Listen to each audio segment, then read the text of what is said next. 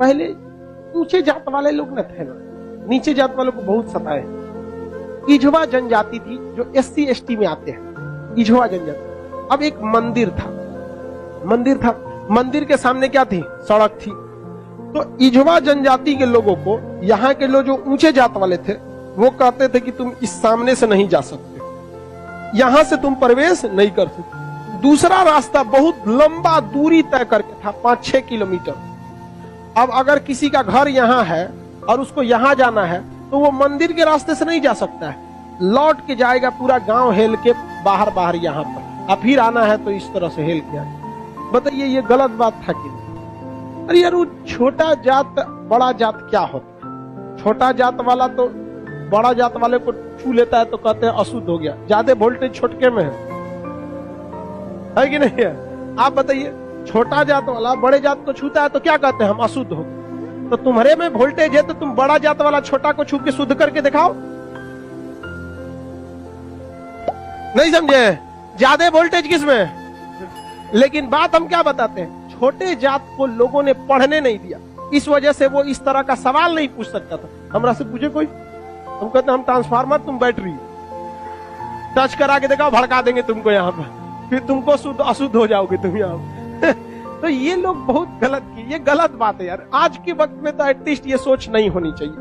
क्या छोटा बड़ा जात करते, मतलब क्या ही बताया जाए इनको। खुद हिंदू धर्म के शास्त्र में पढ़ी, आपको पढ़ा है, ऋग वैदिक काल में जाति का निर्धारण कर्म के आधार पर, उन लोगों ने अपनी फायदा के लिए जाति के आधार पर कर दिया, वंश के आधार पर किया कि नहीं किया? हम ये बात थोड़ी कर रहे हैं, ये तो ऋग्वेद में लिखा है। हम कौन होते हैं भैया बताने वाले कि जाति के आधार पर होगा कि नहीं? ऋग्वेद हम लिख ले हैं, जाके पढ़िए ऋग्वेद में, वहाँ एक ही परिवार में 4 जाति के लोग रहते। प्रारंभिक वही है ना, बाद में ना संशोधन कर दिया गया, तो गलत था। यहाँ पर केरल में बहुत अत्याचार हुआ। यहाँ पे केरल का त्रावणकोर का एक राजा था, यहाँ पर इसने दलित महिलाओं को मूला कर्म लगाता था। टैक्स था मूला कर्म। मूला कर्म एक टैक्स था जिसमें दलित लड़कियों और महिलाओं को अपना स्तन नहीं ढकना था, खुला रखना था। अगर वो स्तन ढकती है तो उसे टैक्स देना पड़ेगा ऊंचे जात वालों को, क्योंकि ऊंचे जात वाले को नीचे जात वालों से अलग करने के लिए ये तरीका लाया गया। अब ये बताइए, ये कितना नीच समाज की ये मानसिकता हो सकती है? ये आप कह सकते हैं कि जिस भारत में नारियों की पूजा होती है, उस भारत में ये मूला कर्म अश्लील, और वो भी इस नाते कि तुम दलित हो, कितना गलत है। और इसको देखिए, इस पे कोई बहुत बड़ा बवाल आज तक हुआ है नहीं, लेकिन एक मूवी अगर आ जाएगी पद्मावती, या एक बाजीराव मस्तानी, एक कोई मूवी आ जाएगी, या कोई किसी कंपनी का प्रचार आ जाएगा। अभी एक किसी कंपनी का कोई प्रचार आया था दीपावली को, उसके लिए बवाल हो गया। कभी इसके लिए बवाल हुआ है? नहीं, होगा भी नहीं। रीजन क्या है? दलित लोग उतना पढ़ने ही नहीं दिया इन लोग को, आगे भी नहीं दे रहे। दलित के कुछ नेता भी आए तो अपने परिवार को लगाने में आगे बढ़ गए, वो पढ़े लिखे नहीं।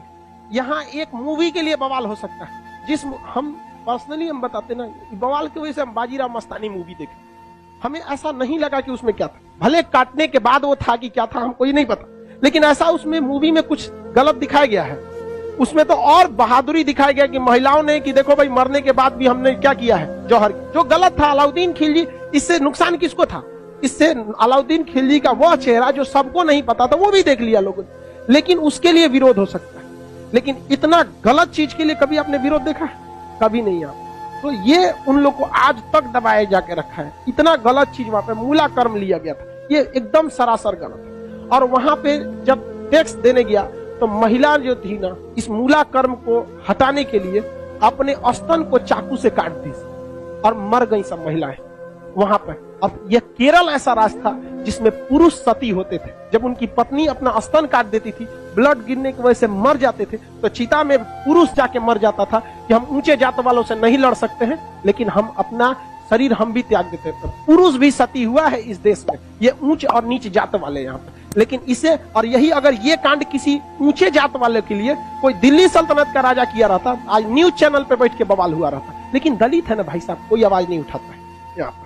इसलिए आप एजुकेशन रहिए, आप ऊंचे जात के हैं या नीचे जात के हैं, पढ़े लिखे नहीं रहेंगे ना तो लोग कचल के चले जाएंगे। और आप पढ़े लिखे रहेंगे तो अंबेडकर साहब का वो कथन याद रखिएगा, शिक्षा उस शेरनी का दूध है जिसने पिया है वो दहाड़ा है। तो आपको हर हाल में शिक्षा लेना चाहिए। वरना आपको लोग कुचल के चले जाएंगे। अंग्रेज तो छोड़िए, ये भारतीयों ने ये सा कुकर्म किया है। आप जलियांवाला बाग और इसमें देखेंगे तो ज्यादा खून खोलेगा आपको मूला कर्म में, जो भारतीयों ने किया यहाँ पे। और दिल को तकलीफ तो अपने पहुंचाते हैं, गैरों को पता क्या है कि दिल दुखता किससे।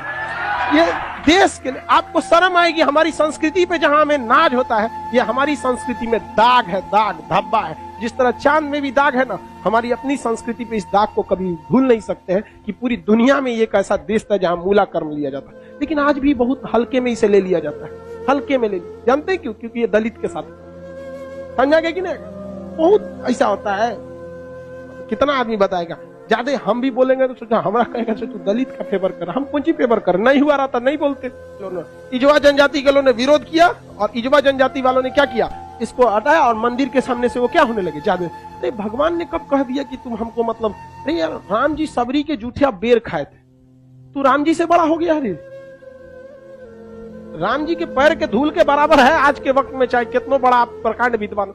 सबरी के जूठा बेर खाए थे कि नहीं, जूठा बेर यहाँ। और आज लोग कहते हैं कि छू देंगे तो अशुद्ध। अरे भगवान जूठा बेर खाए, देख ले भाई, अब इससे बड़ा साक्ष्य क्या चाहिए। लेकिन नहीं, हम श्रेष्ठ रहेंगे, दूसरे को दबा के रखेंगे। ये सोच बहुत गलत है समाज में, और ये धीरे धीरे सही होगा। और इसको आप डायरेक्ट नहीं सही कर सकते। अभी समाज में ऐसे लोग हैं ना, जिनके दिमाग में ये बैठा हुआ है ऊंच जात, हम श्रेष्ठ हैं। ये नहीं, ये समाज के लोग धीरे धीरे धीरे धीरे डिकम्पोज हो जाएंगे, बूढ़ा होके। समाज नई जनरेशन आ रही है ना, ये जनरेशन सही है। लेकिन इसमें भी बहुत सारे ऐसे हैं लोग जो ये बात को मतलब ले। लेकिन आज आप लोग युवाओं में, आप देखिए, आप लोग में ऐसी सोच नहीं है, अभी नहीं है। लेकिन आप अपने घर में देखिएगा, अपने दादा पर दादा दादा, उन लोग में अभी भी ये सोचा। हमारे यहाँ पे हमारी दादी भी थी तो नौटंकी करती, हम खटिया पे बैठी तो उनके, हमारी दादी से नहीं जमता था बहुत। कोई नौकर वोकर आते थे तो ना काम करने के लिए, तो उसके लिए अलग गिलास रखी थी, उसके लिए शीशा का अलगे रहता था। क्योंकि ये कौन सा तरीका है आपका भाई? आप भी पीने के बाद धुल देंगे, वो भी धुला जाएगा, सब साफ हो जाएगा, इसमें कौन सा बात है। लेकिन ना, मर गई लो, खत्म कहानी। मेरी सच बता, हम तो सोचते हैं ना, कोई मरे तो हम उससे उठा के एक बार पूछे कि आपको ऊंचे जात वाले शमशान में फूके कि नीचे जात वाला, और जो आपको आग लगाएगा ना वो किस जाति का होगा? हरिजन होगा। और जब तक वो मुखाग्नि ना देगा, आग ना देगा, आपका क्रियाकर्म ना हो। ये बताइए पावरफुल कौन? समझा कि नहीं? छोड़ो इस सब बात को, लेकिन क्या कहिएगा, आप शिक्षित रहिए। आपसे आदमी उम्मीद रखता है कि आप इस समाज में ये भेदभाव को खत्म कीजिए, क्योंकि आप जिस जाति में पैदा हुए, जिस परिवार में पैदा हुए, इसमें आपका कोई योगदान नहीं। हो सकता है कि आप किसी दूसरे जाति में पैदा हो सकते, तो आपकी ये कोई योग्यता नहीं जिसे आपने अर्जित किया है। ये भाग भरोसे है कि आप ऊंचे जात में है तो कोई नीचे जात में। खैर अब आगे आते हैं, किसी को कोई दिक्कत नहीं है?